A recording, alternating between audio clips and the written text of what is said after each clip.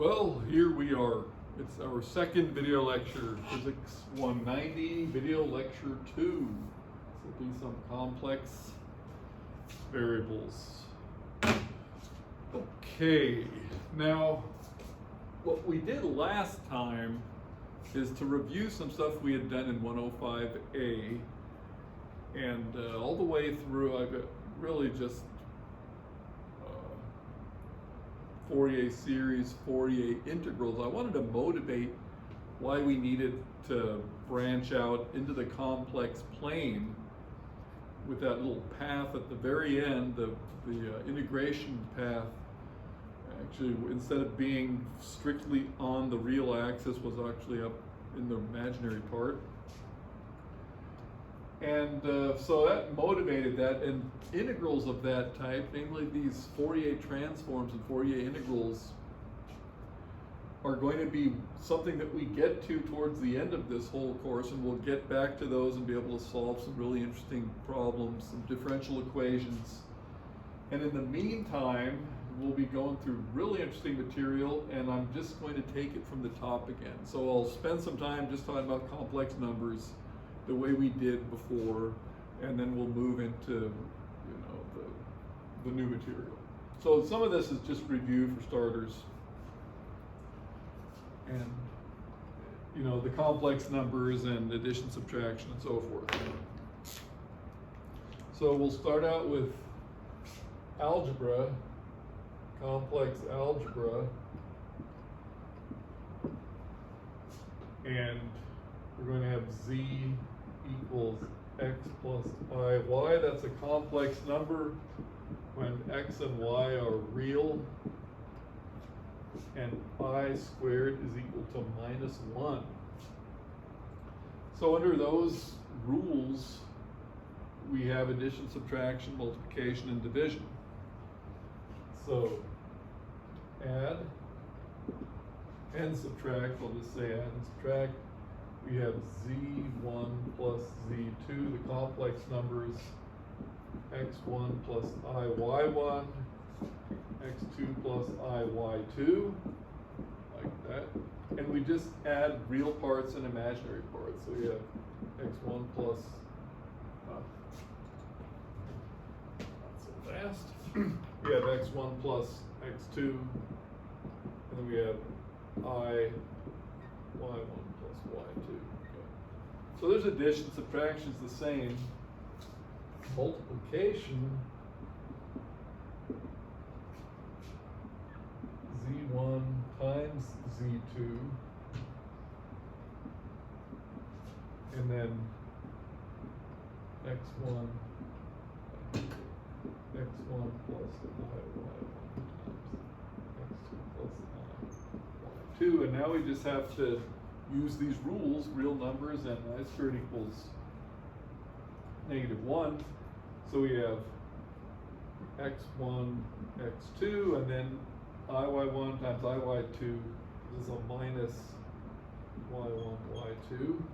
So there's our real part, and then we have an imaginary part, so x2, y1, and x1, y2.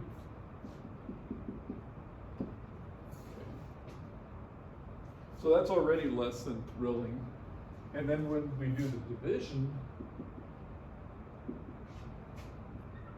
z1 divided by z2, x1 plus iy1, x2 plus iy2. Then what helps us out of a bind is that we multiply this number by 1, namely x2 minus iy2, x2 minus iy2. And what we get in the denominator from this characteristic expression is just x2 squared plus y2 squared. I minus I is 1. And the cross terms vanish, so we get x2 squared plus y2 squared. That's now real and positive, and whatever happens, happens up here in the numerator. So x1, x2 plus y1, y2 for the real part, and then x1, y2, minus x1, y2 plus x2, y1.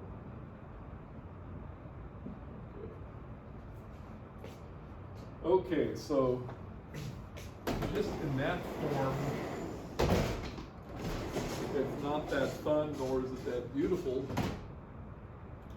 But we have something here worth extracting from that, namely the complex conjugate of a number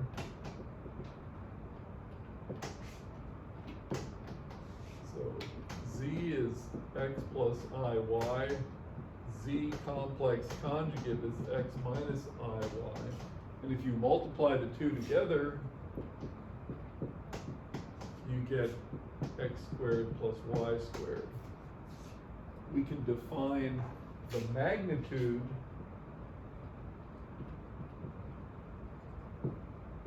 z absolute value as being the square root of this thing here. Yeah, at this point, it's just begging to introduce the complex plane as well. Let's see if I have something interesting here, though. Yeah, I do have an interesting homework problem, just for fun. You know, just using the rules we have here so far, we have 3i to the 30th power, so 3 times I to the 30th minus I to the 19th divided by 2i minus 1. Well, it simplifies to something pretty simple. And it's an example of what's going on at this stage of the game here. Good. So there's something to do. So what happens next here? Yes, the complex plane, as I just mentioned a moment ago. So we have complex numbers and their algebra, and especially this magnitude definition just is going to lead us into viewing complex numbers in the complex plane.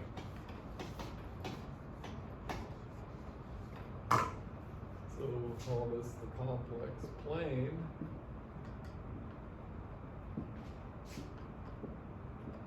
So here we have this Cartesian x and y, except this is the real and this is the imaginary axis for a complex number z. Let me put it right here. Okay, so that is z x plus iy, and what we do, since we put that there, since we just introduced the magnitude as x squared plus y squared, right? We can see why we do that. We can also introduce an angle. Okay, and then we get to the polar coordinates. And by the way, the z complex conjugate would be down here. X minus iy. Okay. But just focusing on this expression for a moment, we have z equals x plus iy equals z magnitude cos theta plus I times z magnitude sine theta, just by construction. Okay.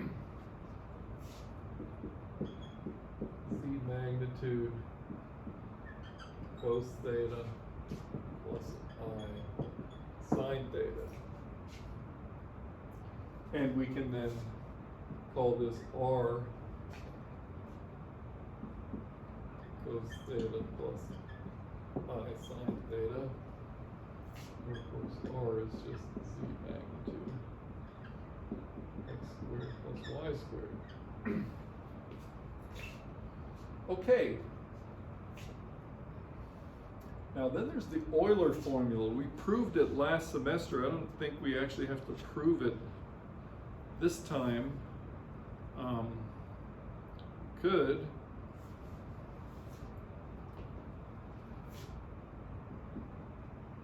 Eulers formula, e to the I theta equals cosine theta plus I sine theta.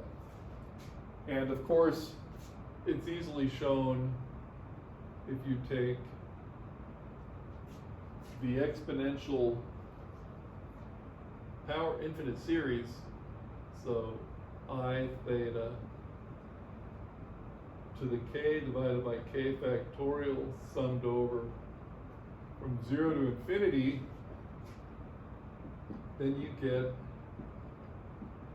the respective power series for the cosine and the sine. So give yourself some space in your notes. That's always a good exercise if you haven't done that for a while, to just carefully do these. There would be an I in front here. Now this is supremely useful because now we can recognize this complex number here. Z is Z magnitude e to the I theta, and suddenly the multiplication, the division, the powers, the roots, and so forth are all easily, comfortably dealt with this expression here. So before we had this, we wouldn't be able to get very far. Okay, it's pretty tedious, but with this expression, we're just in great shape. We're going to be able to differentiate it, integrate it. We can do everything we need to do right here and visualize things very well also. Good, so we've got Eulers formula. I did have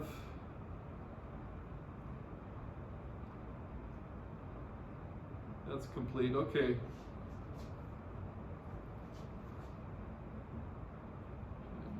Yeah, that's good enough.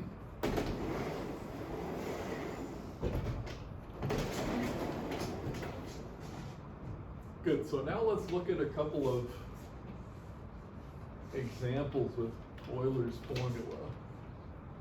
So this homework problem I just wrote down, we could even look at in terms of Eulers formula. So we have some examples. Right, I have Z equals R e to I theta. R is root x squared plus y squared. Same thing right there. I is simply equal to 1 times e to the I pi over 2. Okay, we can just see it on this.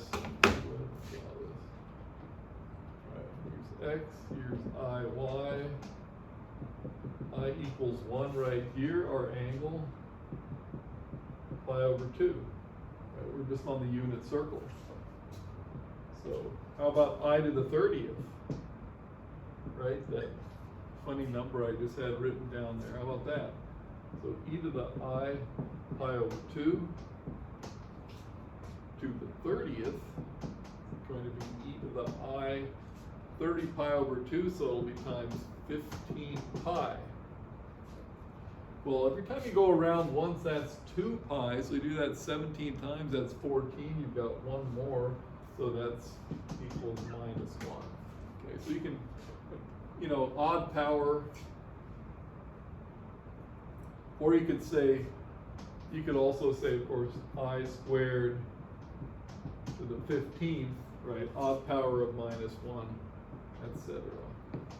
Okay, good, and we can also take roots of 1, cube roots, fourth roots, etc. So we can do a lot right there. So what I'm going to add just a couple of more problems. You've probably seen this. This is not difficult, but show cos theta is equal to e to the I theta plus e to the minus I theta over 2. And sine theta, it is just examples of the respective expressions for imaginary and real, but sine theta equals e to the I theta minus e to the minus I theta over 2 times I. So these should be part of your repertoire. And there's an interesting type of problem of which one could make up many, but I just have an identity that we can get out of this. So this is homework, and then this is also homework. Prove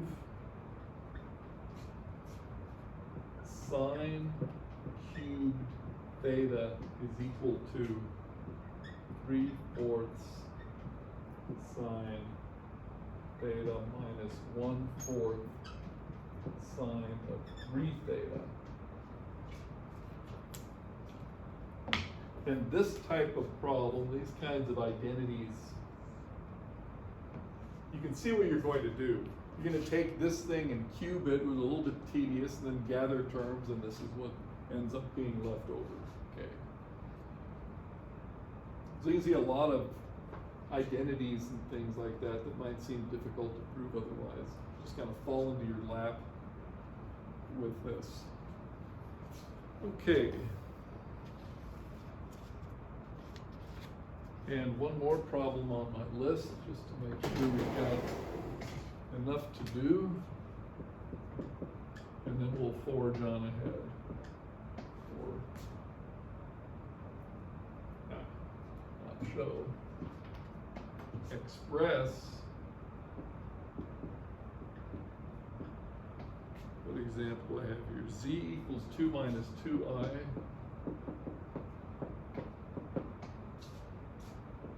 As Z equals R e to the I theta.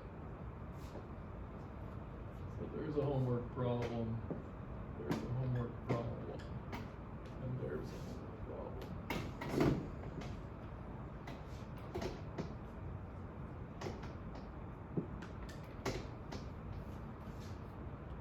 And again, this is very basic. You can look at it graphically, where is it located, and you can practically just write it out there, okay? Good.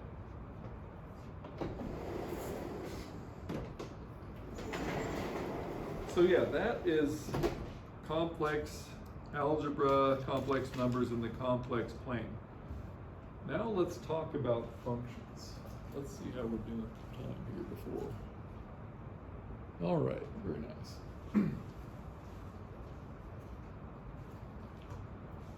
Okay, the complex numbers, complex algebra, the complex plane. Next thing is functions.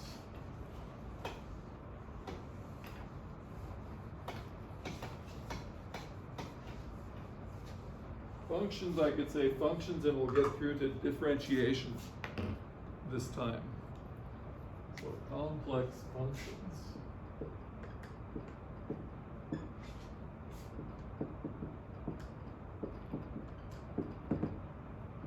So far we've been treating complex functions as, e to the I theta, function of a real variable in the complex plane, but now we're going to have functions of two complex, complex variable, and it's therefore a mapping into the complex plane.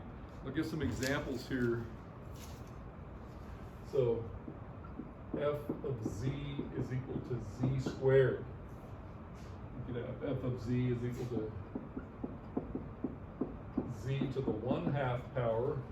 They're going to have to be dealt with a little differently, but they're well defined if you deal with them right. Another example, f of z is z complex conjugate. Okay. Interestingly, we'll see that f of z is equal to z is differentiable. F of z equals z complex conjugate is not differentiable, interestingly enough. We'll get there in a moment. And then, for example, f of z equals e to the z. I already mentioned that in our discussion of Eulers formula. So e to the z would be the power series with z sum over z to the k factorial, k equals 0 to infinity. Okay. So those would be some examples. Now, and one more, f of z equals the natural logarithm of z. Okay. So of these functions, some of them are what's called single valued and some are multiple valued or multi-valued. And in fact,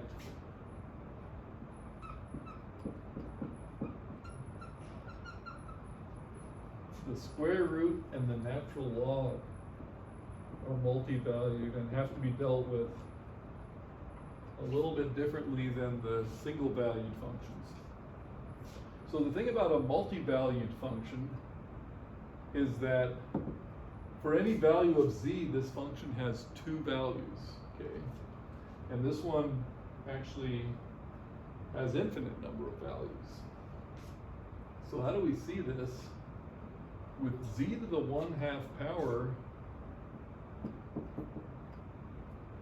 we're just going to get a positive and a negative, okay? When we square it, we get 1. Let's deal with both of these at the same time. So with a multi-valued function, you have to introduce what's called a branch cut.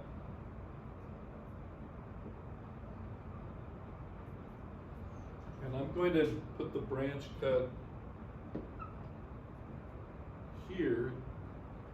So from the branch point, the origin out to infinity, as long as I take z to the 1/2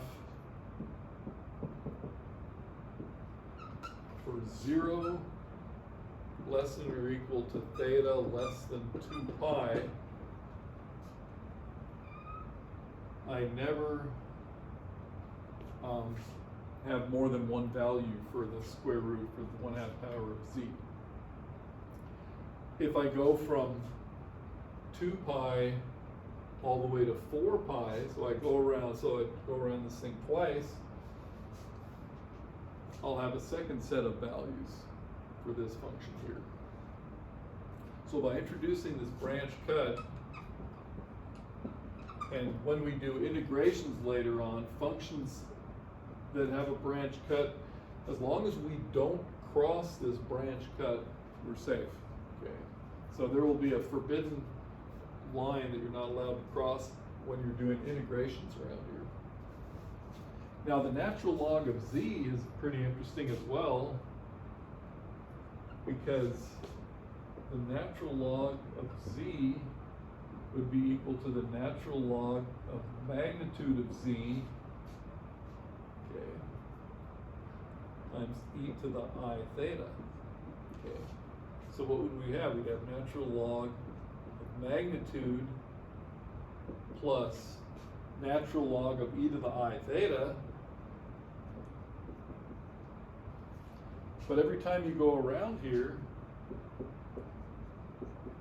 magnitude of z plus, okay, first take this thing, we have I times theta. But every time you go around 2 pi, you land on the same place.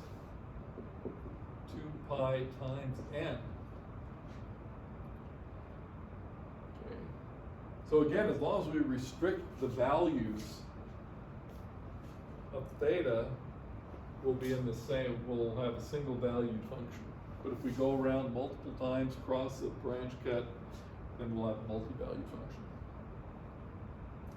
Okay, so single valued, all right, single valued versus multi-valued here, versus multi-valued. Okay, so yeah, you have some interesting stuff here in terms of the types of functions. But the simple powers are going to be completely well behaved. The power series of this type are going to be very well behaved. Okay, and these are also important, but they have to be dealt with care. Okay, So now let's look at functions as mappings. Complex functions.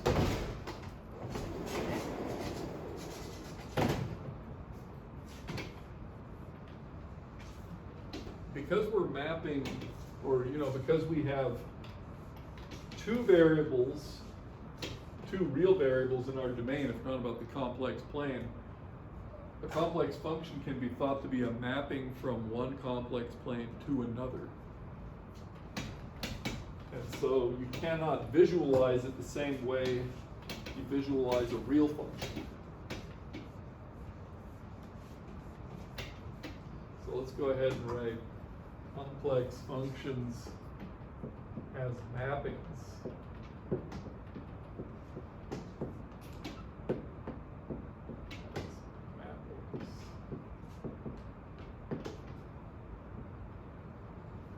Check the time once again. Oh, we're good. So this time, we're going to say we have Z, a complex number, W is a complex number, that's our f of Z, and we're going to take this complex number, this function, and express it as U of X and Y plus I times V of X and Y. So we have these two real functions, real part, imaginary part, just as X and Y. So I'll leave it as Z equals X plus IY. So yeah, we have these two functions here. And I could do the really simple example.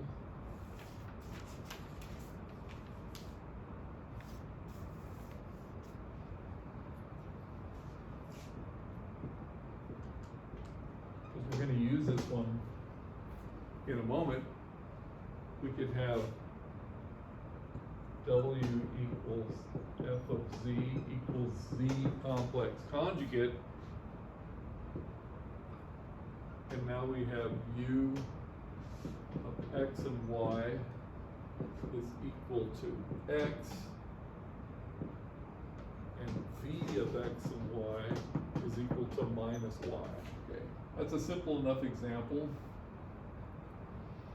What we want to talk about now is differentiation.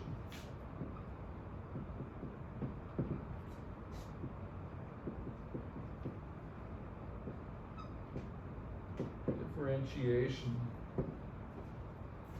And the derivative for a complex function is defined just as it is in real analysis, or one version of real analysis. So we can say df dz, or we could call that f prime of z, is equal to the limit as delta z goes to 0 of this difference quotient f of z plus delta z minus f of z divided by delta z. So we've seen that expression in real calculus as well. One way to define the derivative. The difference is that this delta z, well, first of all, z is complex, so we're somewhere out in the complex plane. Okay. This little picture will suffice. So we're somewhere out here at z, but when we take z plus delta z, this delta z can really be in any direction at all. So our delta z, and therefore as delta z goes to 0, we have to be able to approach z from any direction. In real analysis, we approach it from the positive or negative side,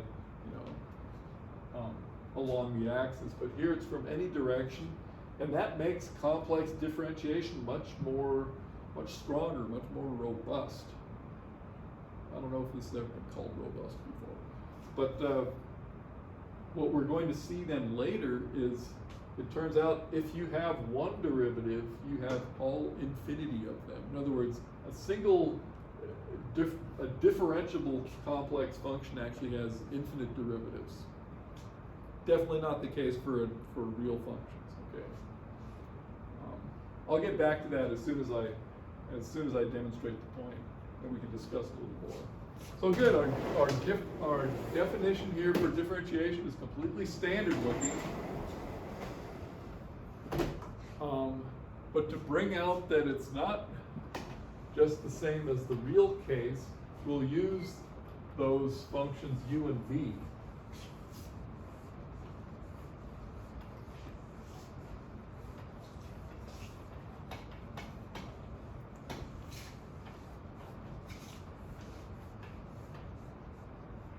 Okay, so here we go.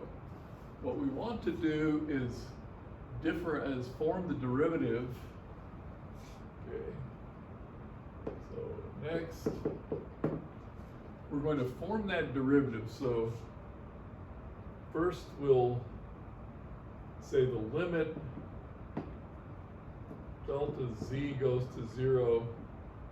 Let's write it in this form, df dz like this.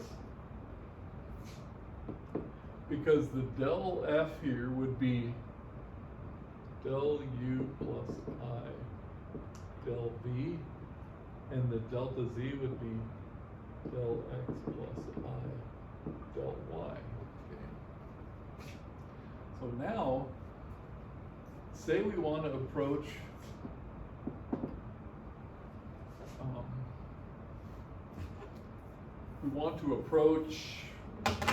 picture here. Here's our point. We want to approach from there to our point z, which means that del x is equal to 0, identically equal to 0. Now,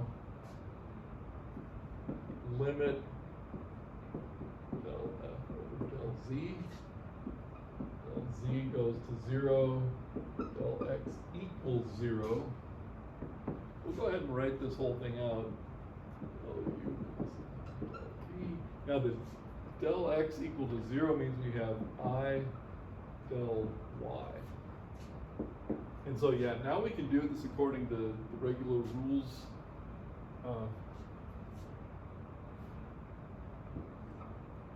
Limits out, okay, so these are just the difference functions. Good, so what do we have? 1 over I is minus I, so we have minus I du dy. And then the i's cancel, then we have plus partial v partial y. So inside the square brackets, I haven't taken the limit yet. Outside, I've taken the limit, and this turned into du dy minus I. Okay. If del y is equal to 0, then we're going to do the same thing. Then the limit del z goes to 0, del y equals 0. Yeah, z. So we have du plus I dv. And this time the dy is equal to 0, so it's just over del x. And taking those derivatives and then the limit. So here we have du dx. And here we have plus I dv dx. Okay.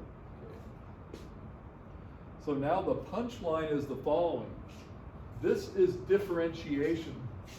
And we have to get the same value of the derivative, as I said before, regardless of how we approach that point.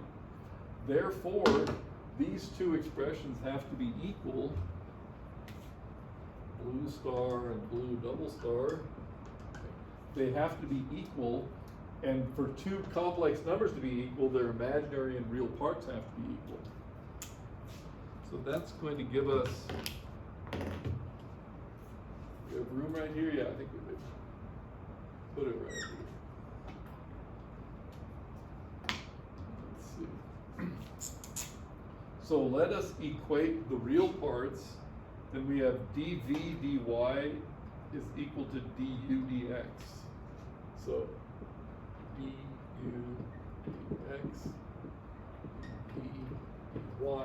And if we equate the imaginary parts, we have du dy is equal to minus dv dx, right?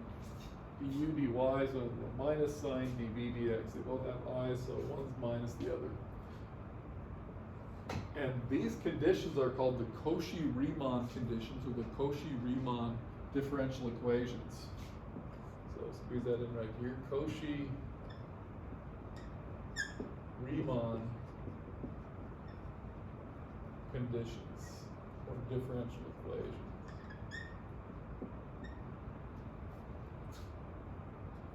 So by no means is any function differentiable that, even if it looks good, like, next thing we do is check, in fact, open up small board here. I'm just going to do that right here. Check f of z equals z complex conjugate. Okay. So there's z complex conjugate. U is x, v is negative y. So du dx is 1. Okay? Du dx is 1. dv dy is negative 1. Du dx is 1 is not equal to dv dy, which is negative 1. Okay. So f of z is, and you can try this with f of z equals z, or any power of z, any integer power of z for now.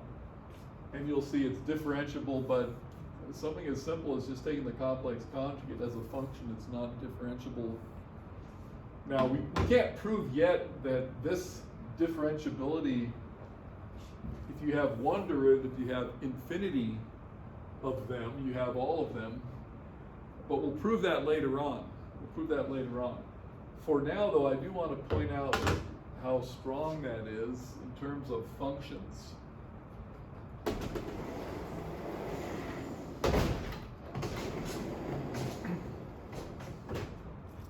So yeah, we've got the Cauchy-Riemann, and so I'll just say a word about differentiability to remind you of the difference now, or to remind you of the case with real numbers. We haven't demonstrated this infinite differentiability yet. That'll come later, but I'll just call this here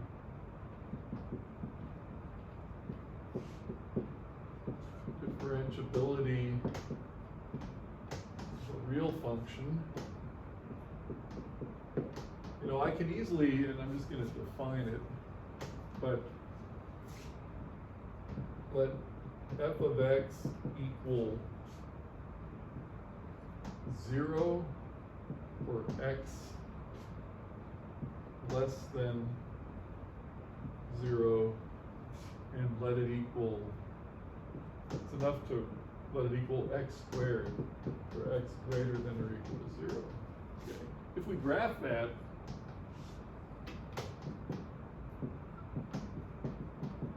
what do we have? We have something that goes up like that. And we could say that function is smooth because the derivative f prime of x equals 0, and here it equals 2x, and so the derivative vanishes and the thing is smooth. Okay. But that's the only time it's smooth. You take one more derivative, and then f double prime of x is equal to 0 on the left axis, and 2, right? So f double prime is no longer continuous, and f third derivative is just no longer exists at all. Okay.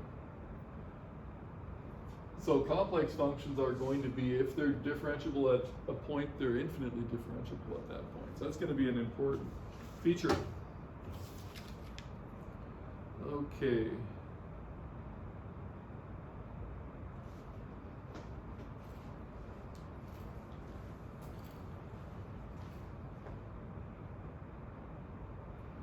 I will end with a few definitions.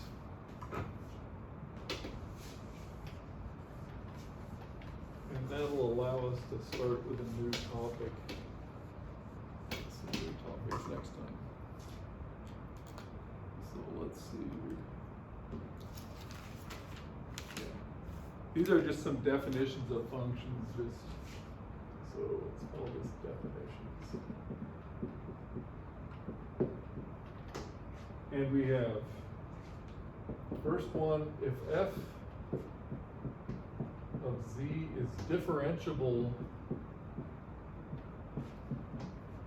about, that is to say, in the neighborhood of z0, then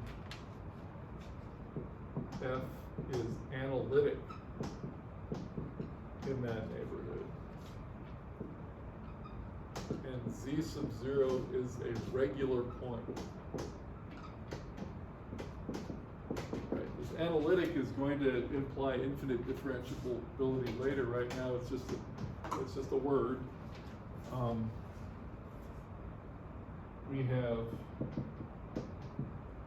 if f is not differentiable,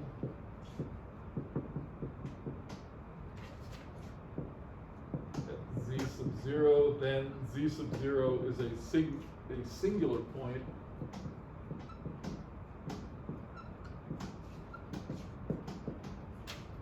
And the third definition,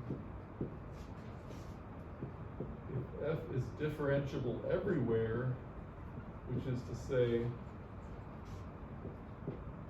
in the entire complex plane, then f is an entire function. Okay, and we'll have some examples for that. So your standard power series is differentiable inside some radius of convergence.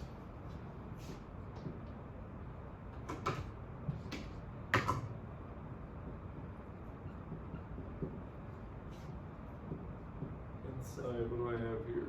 Some circle of convergence. Circle of convergence.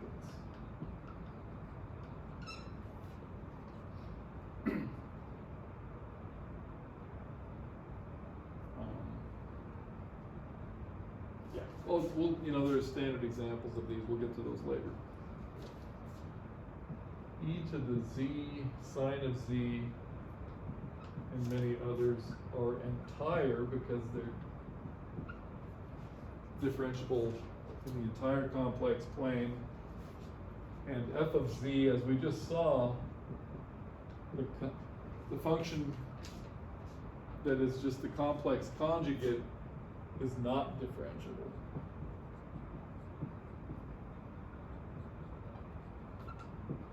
Okay.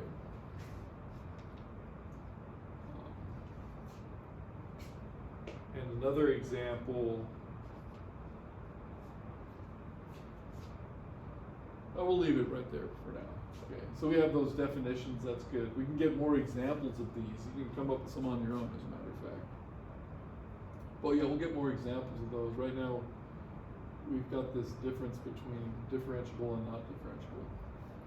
Okay, I think that's a good place to stop. So we'll continue with some of these Cauchy-Riemann conditions. What we're going to see, I'll point it out right now. You guys can actually prove it. Each one of these functions, u and v, satisfies two-dimensional Laplace's equation. And for that reason, two-dimensional Laplace's equation problems are solved in the complex plane, sometimes with great ease. But yeah, we'll get to that later as well. For now, we'll call it a day, and see you guys next time.